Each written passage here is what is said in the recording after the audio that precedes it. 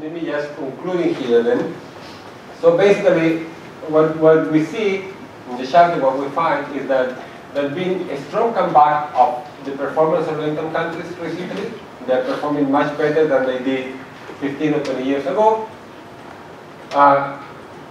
We look at that from the angle of a growth takeoff, which we think are important because those countries that manage to take off, they have large increases in GDP per capita, much larger than those that didn't manage to take off. Then we do see similarities on the recent takeoff and those from the past. And these are investment and export seems to matter for growth. But we also see differences. And we see that the current generation in general is in a stronger footing than the strong expansion from the past. Basically because they rely more on FDI and less in debt, and because they are implementing structural reform faster, these market-friendly reforms. So what we do believe, and this is part of our conclusion, is that if these dynamic LICs manage to sustain their momentum both in keeping macroeconomic stability and in pursuing these structural reforms, market-friendly structural reforms, they are likely to keep on track. They are likely to stay on the course of fast growth. So we are optimistic with respect to the outlook for low-income countries, and this in the medium term. Okay. So I will finish it in here. Now we open the floor to questions, please.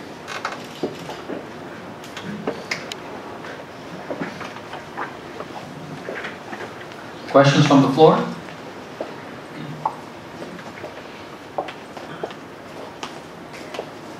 Well, let me start by asking a question. With reference to the to point number 3, takeoffs in both generations saw sharply higher investment, saving and export growth, etc. With reference to the investment, you mentioned foreign direct investment. Qualitatively, did you find any difference between domestic investment and foreign direct investment? In this country, for example, there has been, in the past, there has been a little bit of foreign direct investment, but there's always been very low domestic investment. Now we're going through a period where the domestic investment is actually picking up. And one of the things that has been pointed out is maybe qualitatively that says something about business confidence of the locals that might in fact be a bigger driver or more robust driver than foreign direct investment. Is that anything that comes out in what you look at?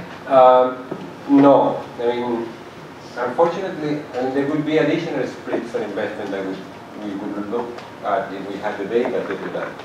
I mean, definitely having a dynamic private investment, domestic private investment, would be a good thing, because it's likely to spill to more sectors and to be more diversified.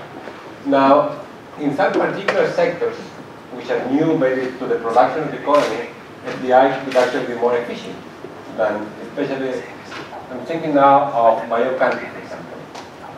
We had a lot of mining.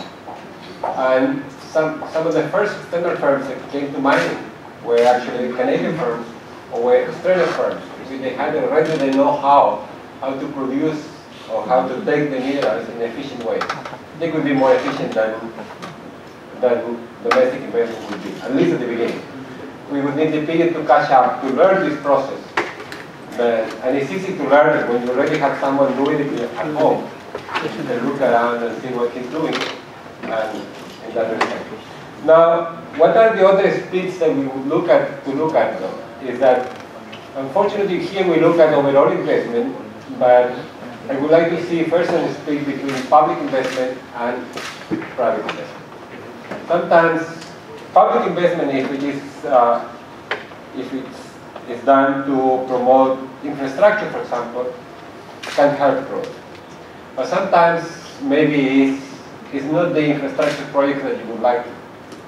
It's motivated by the political system. So you may have investment booms that not necessarily are going to be conducted to sustainable growth over the longer term. And the last split that I would like to look at, but there is no data, at least for this group of countries, is whether we're looking at business investment or residential investment. Okay. So we have several cases in which if there is a construction boom, for example, the real estate sector starts to increase a lot, you're going to see an investment, an increase in investment. You will look at the case of Spain, the case of Ireland, before the crisis. They seem to be doing well. The investment was increasing a lot, but most of it was investment going to the real estate sector, which was not increasing the productive capacity of the economy. It was not increasing necessarily potential growth. So all those splits we would like to look at, but unfortunately we don't have the data.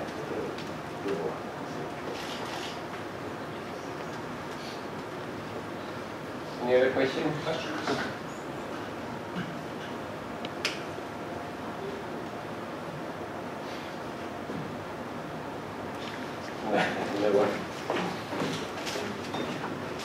Okay. You mentioned about the contribution of the HEPIC program in terms of faster growth. I'm not very familiar with the HEPIC, but I've been aware of the FTI, Fast Track Initiative, which is this country, Philippines, is not part of this FTI because of the inability to reach the threshold of 7% GDP increase. So can you explain a bit the requirements of this HEPIC program? The HEPIC program. So the HEPIC program, the requirement for that, it was that you have to be highly indebted. So you need to have, I don't remember how much was the threshold for your external debt or public debt to GDP in the 1990s, and so that you would be enabled to service the debt and to reduce it by your own means. It means that you needed help from abroad. Okay? And then that group of countries was defined. And then those countries, to be able to benefit from debt reduction or debt forgiveness, they needed to do some effort. And that effort was to improve their policy, to reduce the budget deficit, to reduce inflation. Basically, they needed to show that they would not get over-indebted right away after debt had been forgiven. Okay? Now, I'm not sure. I don't think the Philippines ever would qualify for that. Yeah, I don't think they would have such large extent of debt. In the debt, now we think that the debt levels of Italy is high. The ones in Africa, they were higher than that in that period.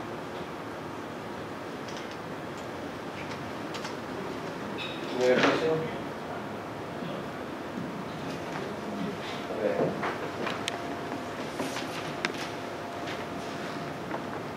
I'd like to ask, would you recommend that LICs, especially those that have sizable monetary windfalls from commodity export booms, would you recommend that they establish a sovereign wealth fund so that the gains would not be frittered away and would be channeled into a more sustainable manner? I would say yes. I mean, definitely.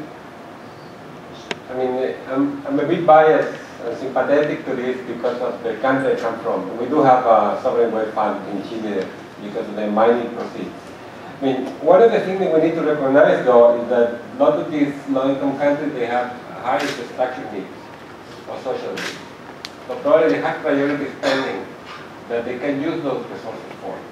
Right? But this priority spending is something that probably you need time to prepare the ground, to make a plan that is going to be sustainable over time.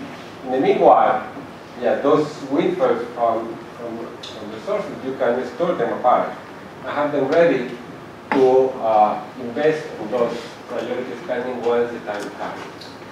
There is another benefit of having a sovereign wealth fund, particularly one that is going to invest abroad. And the benefit of that is that tend to isolate your real exchange rate from fluctuations in commodity prices. And there is a very nice example. I'm sure that you can find it on the web. But look at the experience in Norway. In Norway, when they found oil, and before they had the sovereign wealth fund, oil prices and the exchange rate were moving together. Oil price went up, the exchange rate appreciated. The oil price went down, the exchange rate depreciated. That's not the problem for the oil sector, but it's a problem for the other sector of the economy.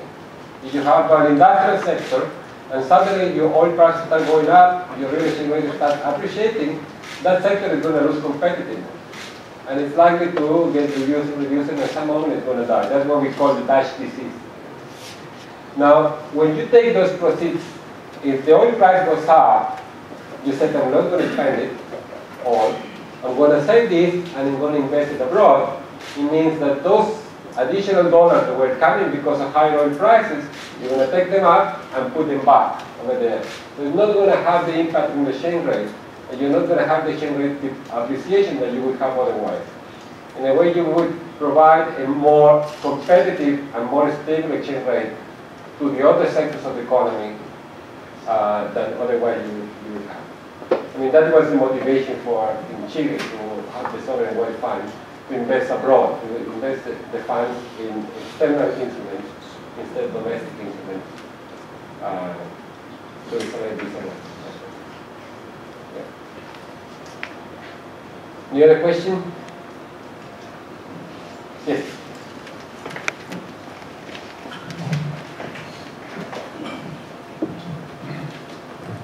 Good evening. Thank you very much for your presentation.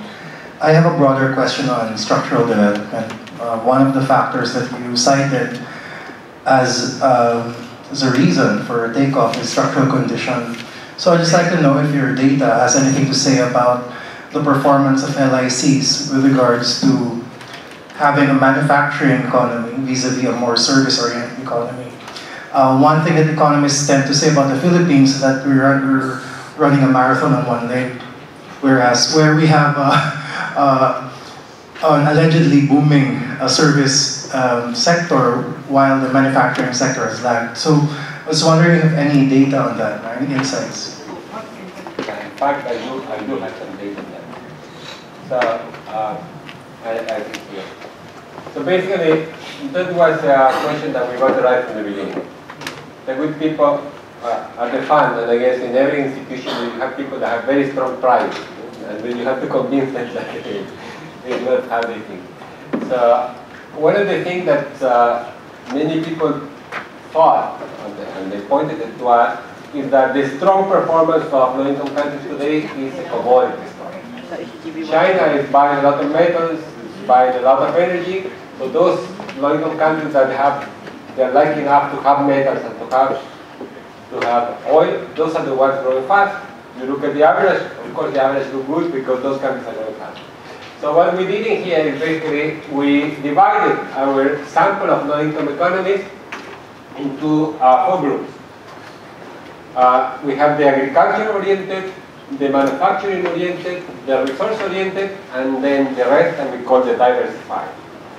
How do we do that? Well, we have data on the composition of GDP, the sectoral GDP, and then for the resource-oriented, we look at those that are above the 70th percentile. So the ones that really have a lot of resources. Manufacturing is those that really have a lot of manufacturing. They're in the 70th percentile of distribution. Agriculture is the same. And then the diversified were those that they were not above the 70th percentile in any of the categories. Okay? And then we look at, did we have a growth takeoff in that group? And actually we did find that we had quite a few growth takeoff in each of the groups. They were kind of evenly distributed. So we concluded in there, it's not a commodity story. It's also happening on manufacturing producers. It's also happening in countries that they are more agriculture oriented. And it's also happening in diversified. What you mentioned before, services, that will fall into diversified. Okay?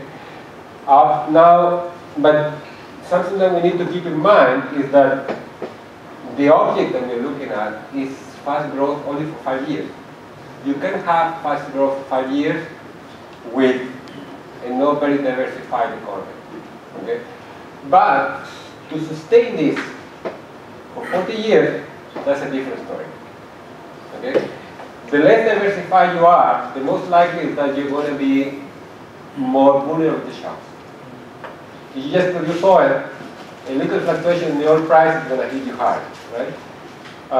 The same with other sectors. So if you're not very diversified, you are more prone to shocks, and that can derail you, hopefully temporarily, but can derail you over time. So the issue of growing on services, or growing on resources, or growing on manufacturing, I don't think is relevant for what we look at in here. It may become relevant over time, and that's why we say you may grow now, you're low-income countries, maybe you're going to grow fast 5-10 years, but if you want to sustain this for a very long time, then probably you will need to diversify your economy as you go forward. And that's what we see deep in the case studies. That's what Korea did, for example, or what Indonesia did. Not only they diversified, but they adjusted their growth process or their growth strategy to changing global conditions. Brazil did it, and ended up bad.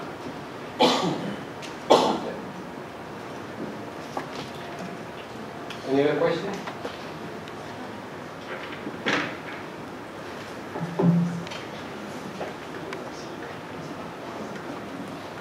Thank you also for the presentation. It is heartening to know that the structural conditions are the biggest contributor to takeoff by LICs. I'm actually more interested in the social inclusion as one of those generators for takeoff. And I actually wonder whether these social inclusion factors are already there from the start before the takeoff happens, or are they, in a way, effect of the initial gains of takeoff? Since the study is time-lapse, does your study also show that is it that they are already there, or their effects later on? Because, for example, in our country, you said that a more improved, a better labor force is one of the factors for this growth. They say that education has always been there, but I'm not sure if it's improving now to generate that. Is it a mix of all these variables? Okay, so let me clarify something. Probably I didn't say it clearly over here, but this bar, when we said the structural condition is the one that has contributed the most, there are two elements to it. Okay. One is the coefficient, is how significant the coefficient is, the variable itself. And the other thing is we are comparing the 2000s with 1980. So those variables that have changed the most between 1980 and 2000 are likely to have the largest contribution. Okay? So investment, take investment for example. Investment is highly significant. So it's playing a big role. But in the fast growers in the past and the fast growing today, investment was high. Anyway, so the change in investment is not much.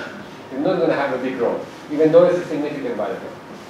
But some of the structural variables, and in particular the how many years of schooling you have, is much higher in the 2000s than it was in 1980 for the average country in our sample. That's why you have this increase over here. So that's why this structural factor is playing a role. Now, as I believe, I think the only structural variable that we have in this representation is actually the human capital, because the other ones didn't have a good coverage.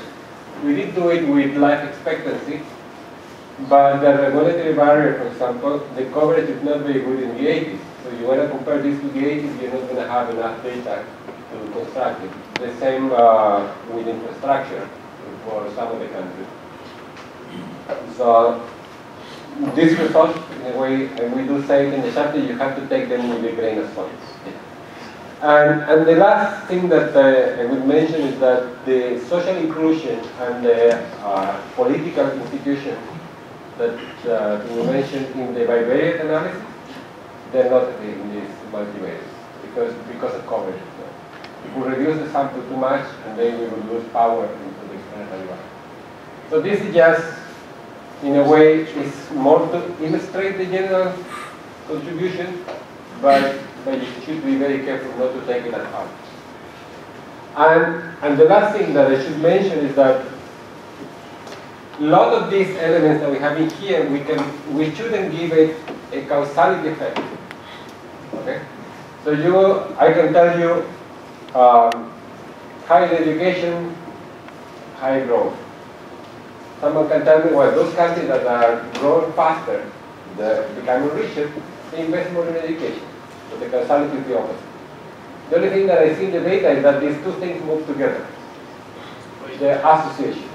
All right? So what we are going to be discussing here is what things we see associated, which things we don't see an association.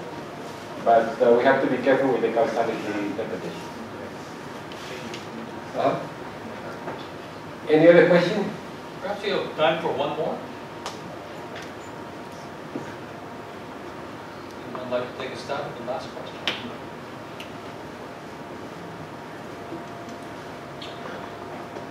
It's late in the day.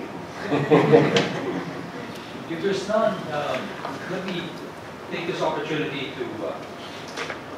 to say that this is part of a series that we call Development at Work, and it's really a series where we bring practitioners like yourself and other researchers, but also politicians and other people, other actors in the field, who come in and talk about what they're doing.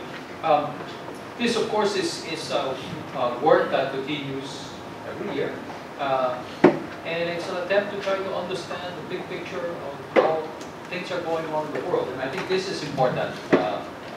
Certainly ties up, try to see how countries like ours, like this, and by the way, we do have Cambodians in the class, so this is a good revelation. You've got growth in the country since, what, 1996? We're going 16, 17 years. In fact, my next destination is Cambodia. I'm going to present there too.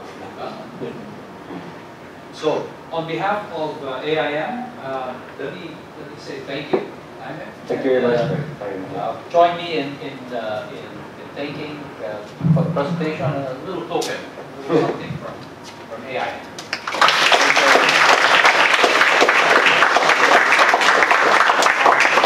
We have participants outside. Come and join us. And if you were a little bit shy about asking a question formally, you can do so informally outside.